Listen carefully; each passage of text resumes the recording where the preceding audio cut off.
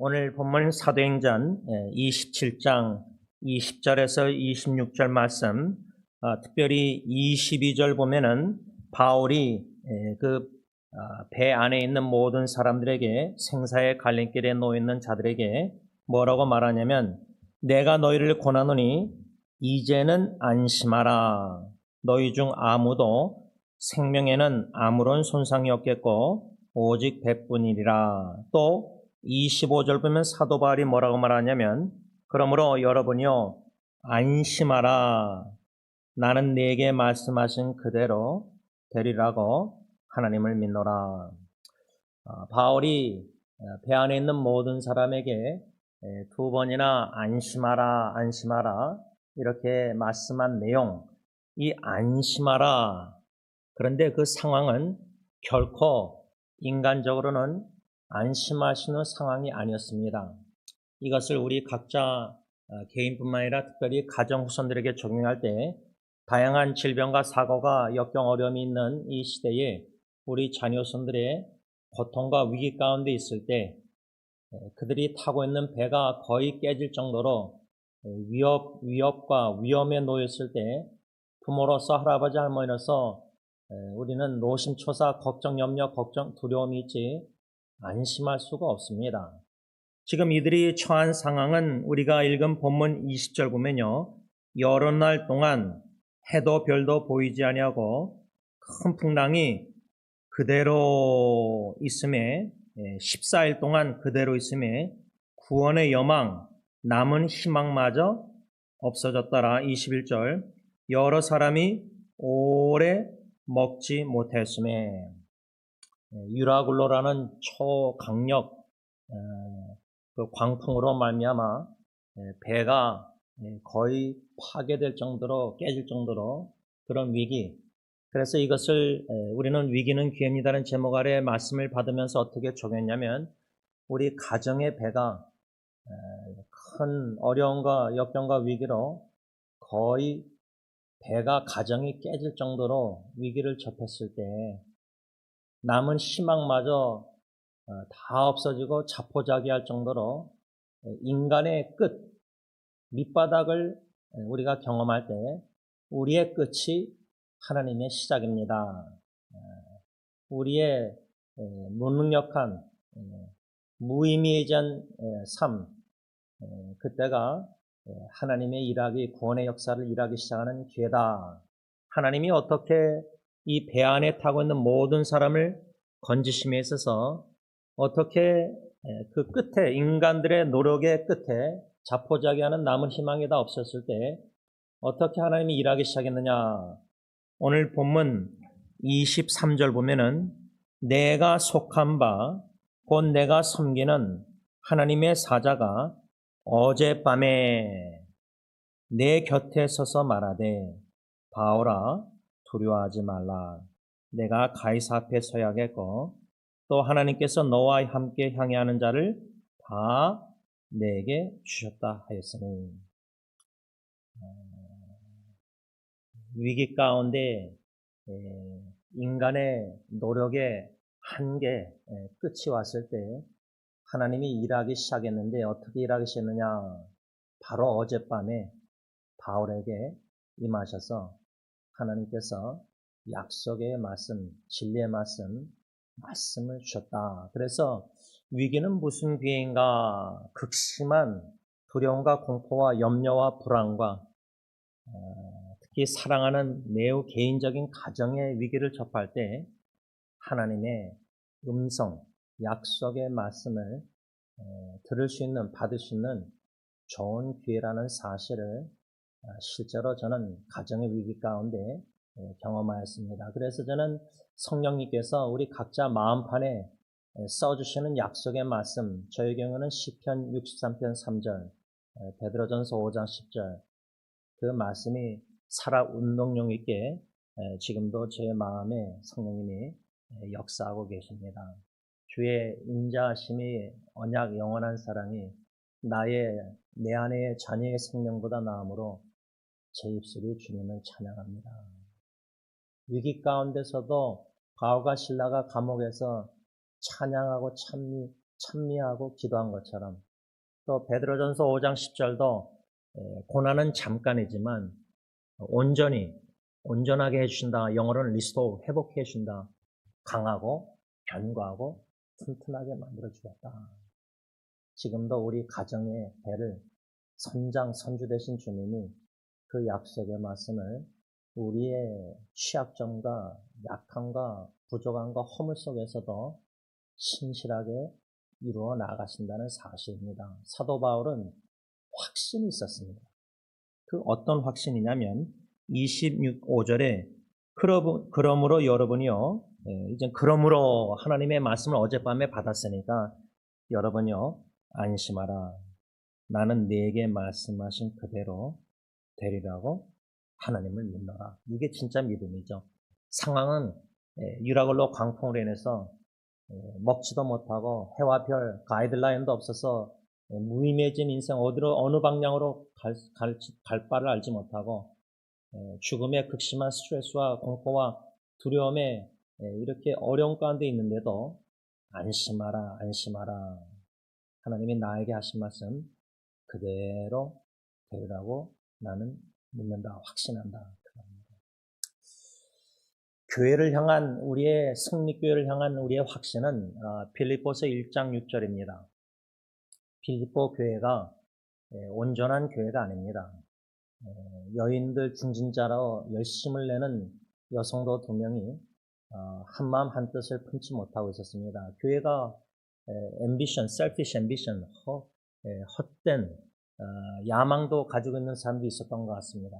그런 불완전한 교회도 바울은 착한 일을 시작하시니까, 착한 일, 구원의 일을 시작하시니까 그래서 예수의 날까지 이루실 줄을 나는 확신하노라. 교회를 바라볼 때는 확신이 없습니다. 가정, 배우자, 자녀 바라봐도 확신이 들 수가 없습니다.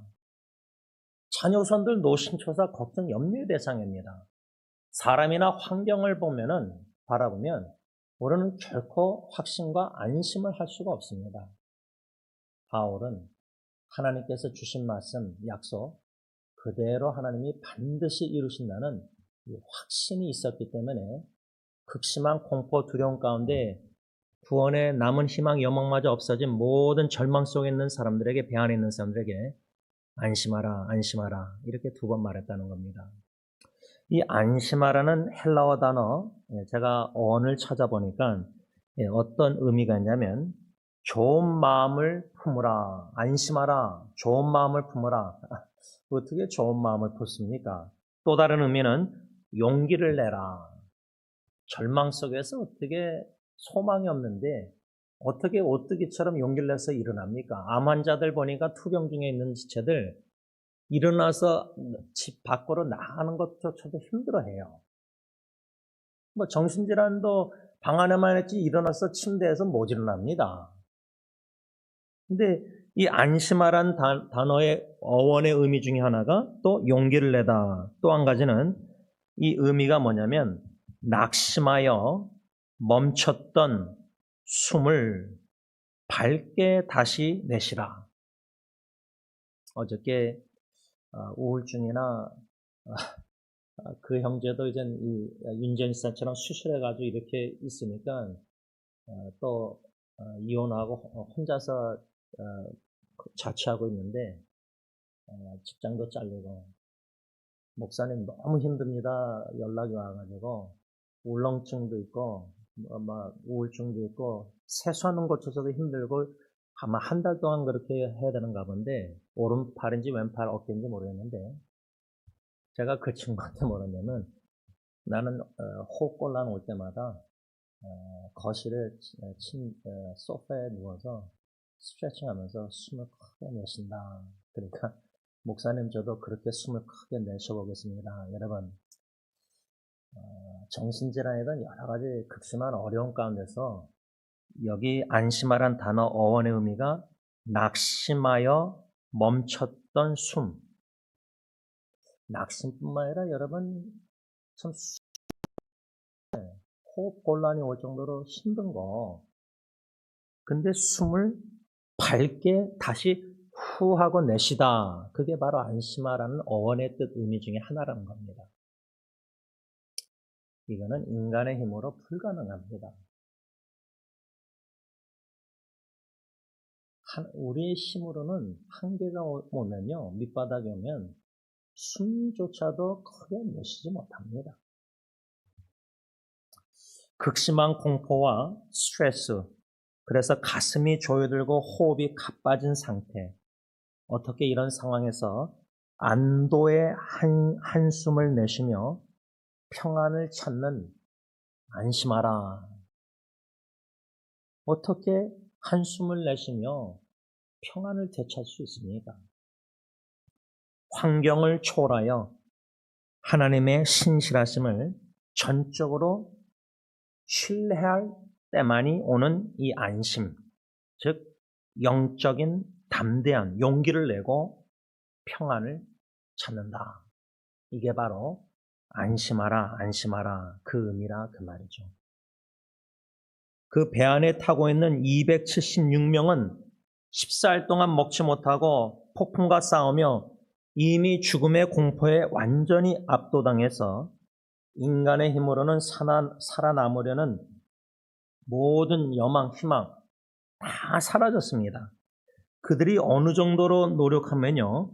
17절 보면 끌어올리고 줄을 가지고 선체를 둘러감고 스르디스에 걸려 죽음의 그 무덤이라 그러죠. 그 해안에 걸릴까 두려워하여 연장을 내리고 그냥 쫓겨가더니 18절 우리가 풍랑으로 모여 심히 애쓰다가 이튿날 사공들이 짐을 바다에 풀어버리고 19절 사흘째 되는 날에는 배 기구를 그들의 손에서 다 내어버리는 거예요. 배를 가볍게 여러 가지 그렇죠. 이 사흘째 그랬는데 그게 14일 동안 그렇게 먹지도 못하고 이제 배 안에 있는 거 다 내버리고 바다에 그렇죠.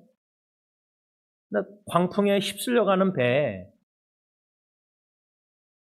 이런 상황에서 바울이 안심하라 안심하라 두 번이나 말했다 그 말입니다. 그런데 흥미로운 점은 22절에 바울이 이제는 안심하라 한 다음에 뭐라 그랬죠? 너희 중 아무도 생명에는 아무런 손상이 없겠고 그 다음 뭐라 그랬죠? 오직 백분이라 이겁니다.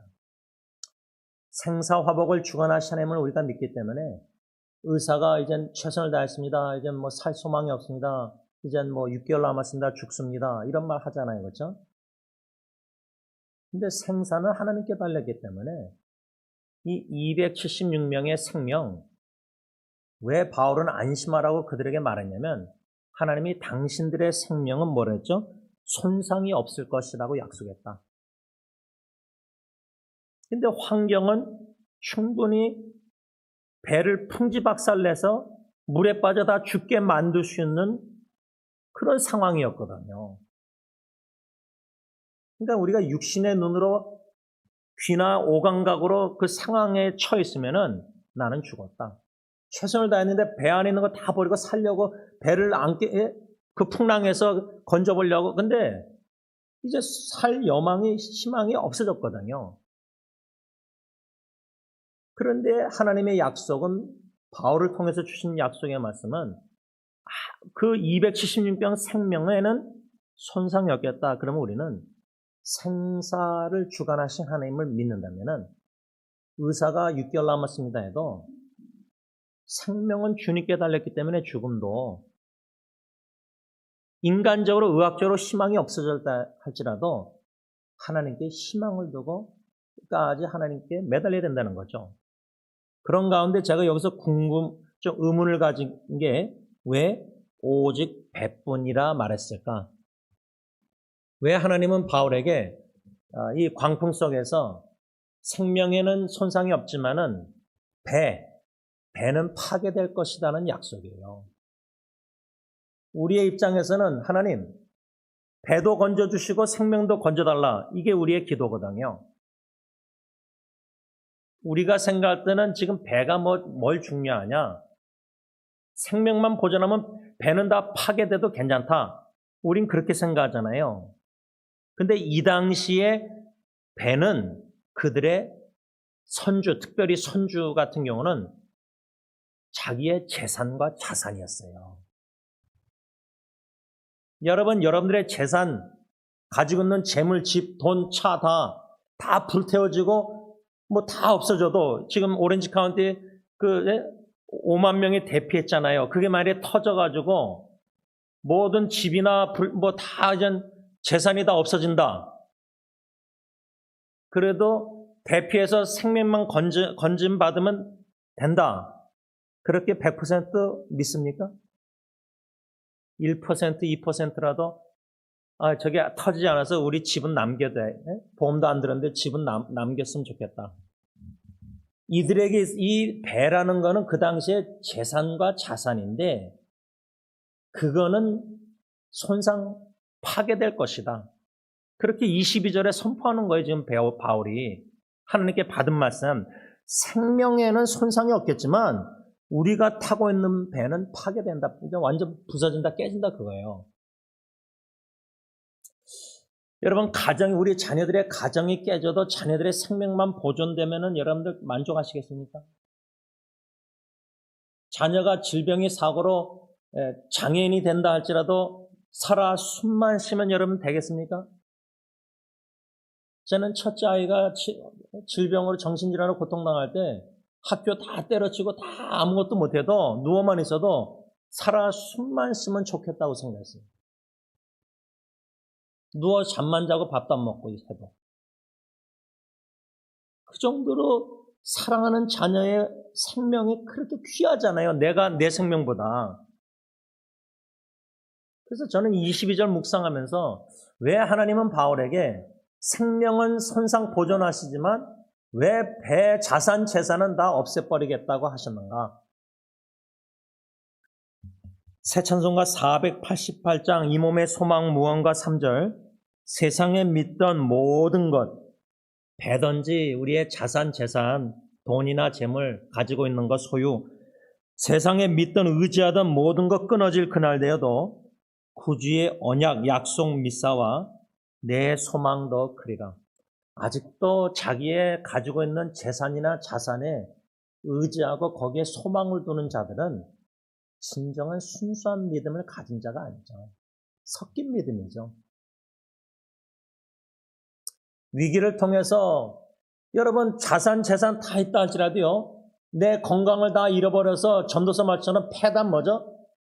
그렇게 열심히 이민생활 돈 벌어놓은 거 다 누리지도 못하고 죽는 거예요. 병 걸려서. 계속 곳간을 넓혀서 은행을 넓혀서 돈을 쌓아뒀는데 병 걸려 죽는 거예요. 그러니까 왜 하나님이 이 배만 치셨을까? 우리가 하나님 외에 의지하는 모든 것 다 가지를 다 끊어버리신다는 거예요. 그게 배우자든 자녀든 사랑의 대상의 모든 security, 거짓된 안전감, 안전장치. 하나님 외에 우리가 안전장치 해놓은 것들, 버팀목들 다 무너뜨리고 파괴하고 끊어버리신다는 거예요. 위기를 통해서 가정. 자녀도 후손들도 우리의 의지의 대상이 아닙니다. 버팀목도 아닙니다. 그들 때문에 내가 버티고 일하고 먹여 살려 그거 아닙니다. 하나님 외에 모든 더 하나님보다 의지하고 버팀목 이런 것들은 철저히 배를 깨트리십니다. 그 깨트림이 위기가 축복이요 은혜입니다. 그런데도 그렇게 다 하나님이 치시는데 의지하는 거 하나님 외에 깨트리고 다 끊으시는데 그래도 우리 교만이나 자만이나 이게 안 깨지는 거예요. 제일 깨트리기 힘든 게 우리 자아예요. 교만, 자만. 이게 안 깨지고 있는 거예요. 그 정도로 위기를 계속 접하는데 안 깨지는 거예요. 교만에 대해서 스펄전 목사님이 하나님이 징계 사랑으로 치실 때에 교만은 팔뚝을 거두시고 이렇게 치신다는 제가 글을 읽은 기억이 나는데 우리의 교만함 이게 안 깨집니다. 웬만한 시련으로 가정의 위기로도 안 깨집니다. 자아가.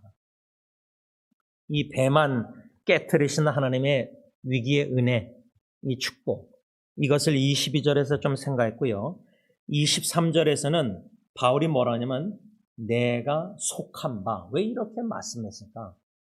자기의 소속감, 정체성, 내가 속한 바. 왜 이렇게 말했을까? 이게 또 의문이에요. 배 안에 있던 사람들은 풍랑의 지배를 받으며 두려워했는데 바울은 자신이 풍랑보다 크신 하나님의 소유라는 확실한 소속감을 가지게 됩니다. 하나님의 소유. 제가 아는 어느 제주도에 사는 형제의 딸, 저랑도 친한데 그 국민학생, 초등학생 딸 이름이 송소유이에요. 송소유. 그 왜 엄마 아빠 그렇게 이름을 졌는지 모르겠는데 그 아이가 이름이 생각나는데 제가 몇 년 전에 아내랑 제주도 갔을 때 소유랑 그 엄마 아빠랑 식사하는데 소유가 저한테 하나님 믿으세요? 물어보더라고요. 저한테 전도하려고 그랬어요. 그 아이가. 하나님의 소유다.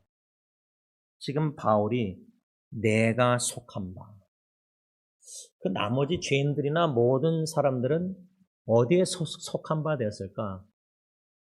위기가, 배가 깨질 정도로 위기가, 모든 의지하던 자산과 재산과 가짜 버팀목 안전장치, 그걸 하나님이 치실 때 나는 주님께 속한 자다. 나는 하나님의 나라에 속한 자다. 이거를 분명케 하십니다. 위기를 통해서. 명백하게 성령님이 영안을 열으셔서 분명하게 확신을 주십니다. 지금 많은 젊은 2세들이요. 제가 어저께 금요일 날 제가 혼자 집에 있는데요. 거실에 혼자 앉아서 제가 공동체에 관하여라는 3분 미만 유튜브 동영상을 만들어서 유튜브, 틱톡 여러 군데 나눴는데 그 내용의 핵심은 뭐냐면 목요일날 저녁에 아내가 저랑 부엌에서 주원 선교사님 그 노숙자 샌드위치 만들면서 아내가 이제 뭐 금요일날 오전에 처남을 데리고 한 2시간 운전해서 암벽 등반을 갔는데 근데 하나님이 아내랑 가게 하시는 사람들이 누구냐? 영화 예배 끝나고 같이 볼링 친 그 20대 초반 자폐증 아이 그 싱글맘 엄마 제가 그 엄마랑 아들은 봤는데 또 다른 20대 초반의 자폐증 장애인과 또 엄마 또한 형제는 우리 교회 잠깐 왔던 그 사고로 장애인이 된 형제. 그래서 제가 아내한테 뭐라냐면 그 사람들은 지금 다 처음으로 야외 암벽 등반 캠핑 가는 거예요. 2박 2일로. 근데 캠핑 할 줄도 몰라요. 그러니까 아내가 다 음식이랑 뭐 텐트랑 뭐 어떻게 다 사라 그러고 막 이렇게 해서 그 사람들 다 각자 해서 1박 2일로 캠핑하는 걸 제가 아내가 그렇게 하겠다 그러길래 제가 딱 샌드위치 하면서 그 말 듣고 뭐가 확 들어갔냐면 커뮤니티, 공동체. 하나님이 암벽 등반 천안 덕분에 장애인 공동체를 사람들을 모으고 있구나. 근데 그 장애인들 엄마들은 막 이렇게 나라에서 혜택 주는 그 보험이나 그렇게 장애인들에게 그런 그걸 싸워야 된대요. 그걸 다 알아보고 다 싸워야 돼요. 그러니까 혜택을 못 받는 거예요. 재정적 부담이, 엄마 싱글몸 일하는데 제가 그 바에 가봤거든요. 술 파는데, 아내랑. 그 애는 그러면 공적인 퍼블릭 볼링장 가서도 화장실을 못 쓰는 애예요. 막 스피네요. 돌아요. 볼링 치고 나면. 이런 공동체. 그래서 저는 이 공동체에 관한 이 첫 번째 동영상 어저께 만들면서 하나님께서 아내를 통해서도 이렇게 다가가게 하셔서 이런 귀한 만남들을 허락하시는데 이 가정의 엄마들은 장애인들을 데리고 산다. 여러분 제가 처남하고 지금 1년째 넘게 사는데 이 보통 스트레스가 아니에요.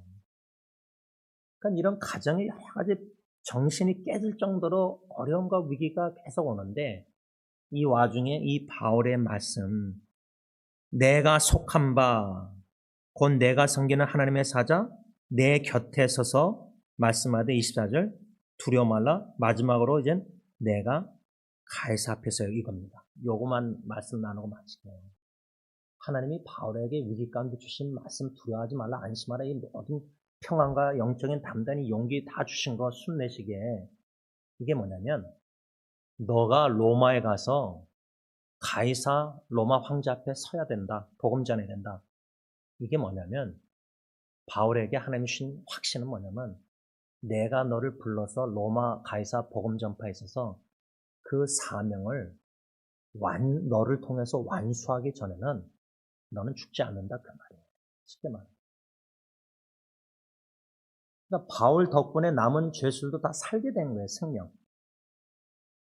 그러면 가정의 배로 적용하자면 남편 아빠에게 주신 하나님의 사명 약속 그걸 완수하기 전에는 우리를 불러가지 아니하시고 내 아내나 내 자녀도 생명을 보존해 주신다는 약속이에요. 비록 의지하는 자산과 재산은 배는 다 깨질지라도 가정을 다 깨질지라도 그 생명은 살려주시고 건져주시겠다, 손상 안 시켜주겠다는 약속이에요. 바라기는 이 말씀을 오늘 받으면서 여러분 마지막 위기는 기회입니다. 마지막 설교인데요.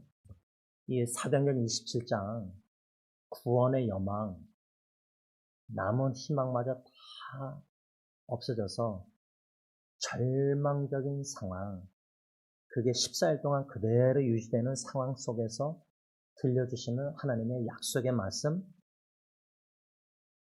결론적으로 마지막 27장 마지막 절 부분에 보면 다 배는 깨지고요. 약속대로 하나님. 바울과 모든 배 안에 타고 있는 사람들은 다 건짐을 받아요. 죽지 않아요. 하나님은 신실하게 약속을 지키셨어요. 이런 축복이 저와 여러분들의 개인과 가정과 공동체에 있기를 바랍니다. 기도하겠습니다. 하나님, 여러 다양한 어려움과 역경과 위기를 만나서 특히 암투병 말기 중에 일어날 수 있는 육신의 힘조차 마음의 동기부여 용기조차도 없는 절망감 속에서 허덕이는 지체들. 그 와중에서도 오늘 사도 바울을 통해서 주시는 말씀 안심하라, 안심하라. 어떻게 그런 상황에서 우리가 안심할 수 있습니까? 죽음에 대한 공포뿐만 아니라 특별히 공포가 없다 할지라도 사랑하는 식구들과 어쩌면 이별이 된다는 생각이 수십 번 들 텐데 특별히 어린 자식들을 놓고 떠나야 되는 어미의 마음도 아비의 마음도 있을 텐데 여러 가지 이런 생사의 갈림길에서도 안심케 하시는 하나님의 그 크신 사랑과 은혜를 베푸셔서 생사화복을 주관하신 하나님께 육신의 생명도 다 맡기고 배가 깨질 정도로 파괴될 정도로 우리가 주님 위에 의지하던 모든 버팀목들을 다 파괴시킬 때에도 다 끊어진다 할지라도 그리스도 예수 안에 있는 하나님의 사랑은 로마서 8장 결코 끊을 수 없다고 말씀하셨습니다. 그 끊을 수 없는 사랑으로 사랑의 줄로 우리를 매으신 주님, 사랑의 확신과 구원의 확신과 승리의 확신을 가지고 저 소망의 날을 향해 나아가는 개인과 가정과 교회 모든 공동체 배 선주 되시고 선장 되신 주님, 우리를 인도하여 주시옵소서. 예수님의 이름으로 감사하며 기도를 올리옵나이다. 아멘.